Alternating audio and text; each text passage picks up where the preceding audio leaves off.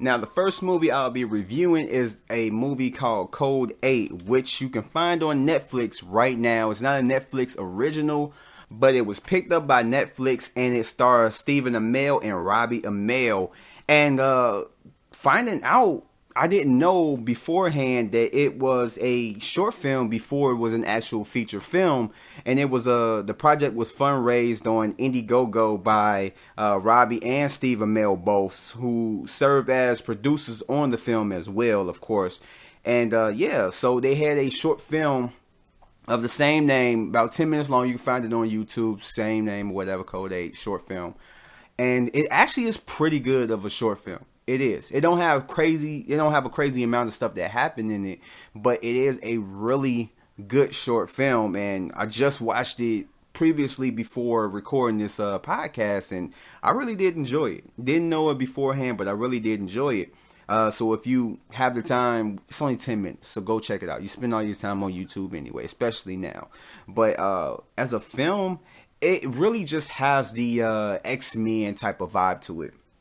And it's just about Robbie Amell, who plays a guy who has a sick mother. And both of them have, like, powers, like superhero type powers. And in this world, you are basically kind of like, I guess you could say, have to register as a superhero, or not superhero, but a superpowered individual. And you can't really use your powers like that. You're oppressed by regular people without powers or whatnot. And so he gets himself into where he has to have money to where he could take care of his mother because she's only getting sicker. So it causes him to do not so legal stuff, in which he has to try to get himself out of it, which causes a whole bunch of chaos with just the wrong people as well as law enforcement.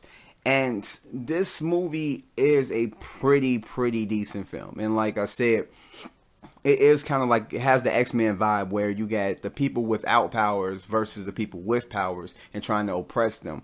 In a sense, kind of like, mutants and all that stuff. But both Steven and Robbie Amell aren't new to the superhero genre, being both in the CW's Arrowverse and the Flash TV shows, with Stephen Amell as the Green Arrow and Robbie Amell as Firestorm in the Flash. They both did good in their roles in this film, and I really did like it. Like, they wasn't outstanding, but I mean, Stephen Amell, he is a phenomenal actor. If you ever watch Arrow, and I'm not talking about the Teenage Mutant Ninja Turtle movies, I'm just strictly talking about Arrow.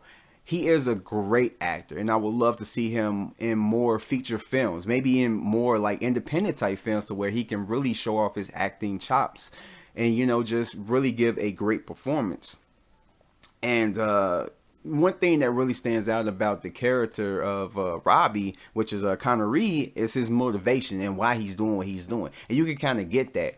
He has to use his powers, which is basically, in a sense, banned in this universe or whatever, or in this world with superpowered individuals. And he has to use his powers to do illegal stuff for something good.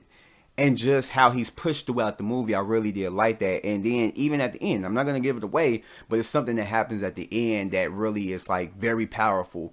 And I really did dig it. And I love the way that this movie ended. And I just kind of like different elements of this movie. And just the emotional aspect really did stand out to me. And I did like the CG that was used. And they, in this movie, knew that they wasn't working with too much. This is a low budgeted film, like $2 million, I believe, $3 million that it was made for. And they used the CG well. They didn't go overboard and make it just look ridiculous, that they did what they can do with this movie. And I really did dig it.